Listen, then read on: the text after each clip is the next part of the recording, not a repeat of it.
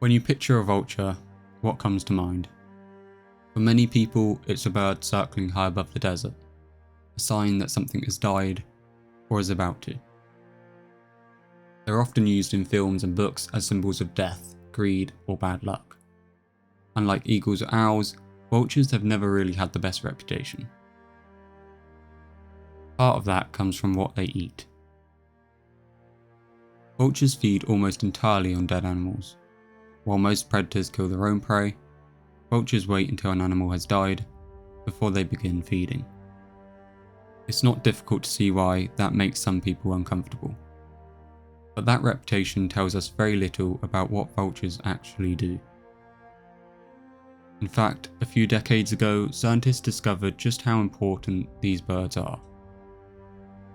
Not because they had suddenly started doing something new, but because they had stopped doing what they always had done. The story begins in India. For centuries, vultures were an ordinary part of everyday life across the Indian subcontinent. Three species in particular dominated the skies: the white-rumped vulture, the Indian vulture, and the slender-billed vulture. Collectively, there were tens of millions of them. You didn't have to travel to a national park to see vultures. They nested near villages, soared over farmland, and gathered wherever livestock had died. They were simply part of the landscape. India also has one of the largest cattle populations in the world. In many communities, cattle are not slaughtered for food.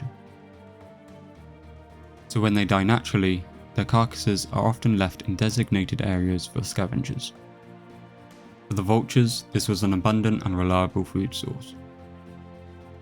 Within hours of a carcass appearing, vultures would arrive, using their hooked beaks to strip away flesh remarkably quickly.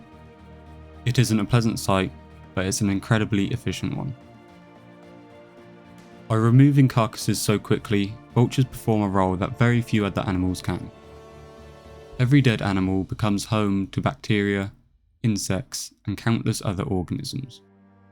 As decomposition begins, so does the opportunity for disease to spread. The longer a carcass remains, the more opportunities there are for scavengers to feed on it and for harmful pathogens to multiply. Vultures interrupt that process. Their digestive systems are extraordinary. The acid in a vulture's stomach is among the strongest found in any vertebrate. It is capable of destroying many dangerous bacteria and pathogens that would make other scavengers seriously ill. Diseases such as anthrax, botulism, and bacteria associated with cholera can pass through a vulture's digestive system without surviving. That means vultures don't just remove dead animals, they help remove the diseases those animals may be carrying. Almost every feature that gives vultures their reputation exists because of this job. Their bald heads are often described as ugly, but feathers around their face would quickly become contaminated while feeding inside a carcass. Their skin is far easier to keep clean. Their hooked beaks aren't designed for hunting. They're designed for tearing through thick hides, muscle, and flesh. Even their habit of gathering in large numbers makes sense. A large carcass can provide enough food for dozens of birds, and feeding together allows it to be removed much faster. To many, these traits can seem unpleasant, but to an ecosystem, they're essential.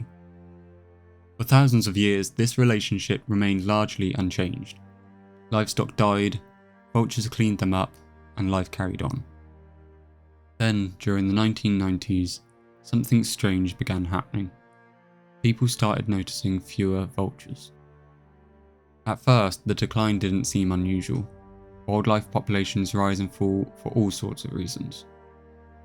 A harsh breeding season, changes in food availability, or local disturbances can all affect animal numbers. But this wasn't happening in one village or one state. Reports started coming in from across northern India. Colonies that had once contained hundreds of birds were becoming strangely quiet. Nesting sites that had become occupied for years were suddenly empty. So researchers began counting vultures more carefully. The numbers were alarming. Some populations had fallen by more than half in just a few years. Then they fell again. By the late 1990s, scientists realised they weren't witnessing a normal decline. They were watching one of the fastest population crashes ever recorded in wild birds. The white-rumped vulture, once one of the most common large birds in the world, had declined by more than 99%. The Indian vulture and the slender-billed vulture followed a similar pattern. Millions of birds had vanished in a little more than a decade. Nobody knew why. The birds weren't starving, they still had plenty of food available, their habitat hadn't disappeared, and there was no obvious predator capable of causing losses on this scale. Some researchers suspected an infectious disease. Others wondered if pesticides or pollution were responsible. Dead vultures were collected and examined, but the results only deepened the mystery. Many of the birds showed the same unusual symptom. Their kidneys had failed. Scientists now had one answer, but they still didn't know what was killing them. At first, there seemed to be no obvious connection between the birds that were dying. They were found across huge areas of India, often hundreds of kilometers apart. So they hadn't all eaten in the same place, they weren't all nesting together, and they weren't exposed to the same local conditions. Yet when scientists examined the birds, the results were remarkably similar. Many had a condition known as visceral gout. Despite its name, it has nothing to do with the form of gout people experience. In birds, visceral gout occurs when the kidneys stop working properly. Uric acid, which would normally be removed from the body, begins to build up and forms white chalk-like crystals around the internal organs. It wasn't a disease, it was a symptom. The real question was what had caused so many healthy vultures to suffer kidney failure at almost the exact same time. For years, researchers searched for an answer. They tested for viruses and bacteria, they looked for heavy metals, pesticides, and other pollutants. But every possibility seemed to lead to another dead end. Then attention turned to something few people had considered: the vulture's food. Unlike most birds of prey, vultures don't hunt. Almost everything they eat comes from animals that have already died. So if something harmful had entered the food supply, it could affect huge numbers of birds spread across an enormous area. Researchers began investigating the carcasses the vultures were feeding on. Eventually, they noticed something unexpected. Many of the dead cattle had been treated with a veterinary drug called diclofenac. Diclofenac is an anti-inflammatory medicine. It's used to reduce pain, swelling, and fever, and versions of it are still prescribed to people today. In the 1990s, it also became widely used to treat cattle across India. For the livestock, it was considered safe. For the vultures, it was anything but. When a treated animal died shortly after receiving the drug, small amounts of diclofenac remained in the tissues. The concentrations were tiny, but they didn't need to be large. A vulture only needed to feed on one contaminated carcass. That was enough. Once inside the bird's body, the drug caused the kidneys to fail. Within days, the vulture would die. It was a devastating discovery. The birds weren't being poisoned deliberately. The medicine had never been intended to harm wildlife. Yet millions of vultures had been exposed simply by doing what they had evolved to do. The mystery had finally been solved, but solving it didn't bring back the birds. By the time scientists understood what was happening, the damage had already been done. Some species had lost more than 99% of their populations. Colonies that had taken generations to establish had now disappeared. It remains one of the fastest recorded declines of any bird group in modern history. The discovery also raised another question. If vultures had disappeared so quickly, what would happen next? At first, the answer seemed to be very little. Life carried on. Farmers continued farming, villages continued growing. The skies were quieter, but that alone didn't seem to be a national crisis. Then people started noticing something else. Dead livestock was remaining in the landscape for much longer than before. Carcasses that vultures would have once stripped clean within hours now stayed where they had fallen for days. And vultures weren't the only animals interested in an easy meal.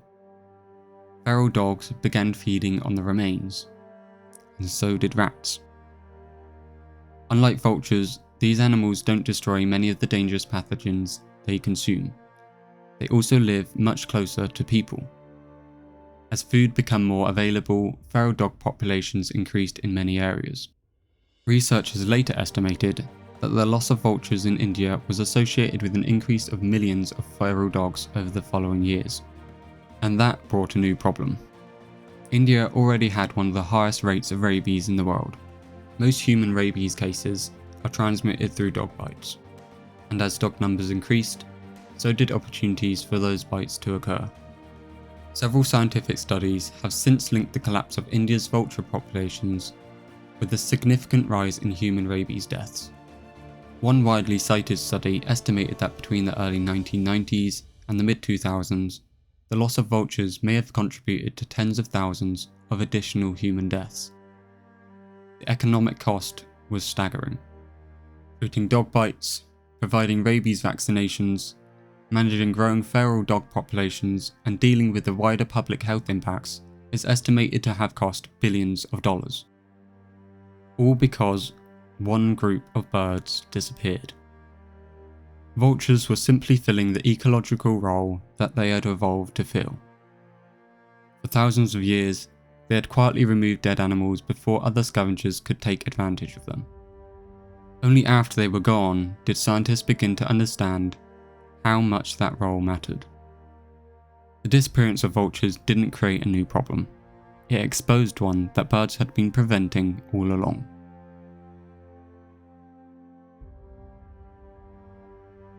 Once scientists identified diclofenac as the cause of the collapse, the focus shifted from solving the mystery to preventing it from happening again. In 2006, India banned the veterinary use of diclofenac. Nepal and Pakistan introduced similar bans soon afterwards, followed by Bangladesh. The drug was replaced with alternatives that were safe for vultures.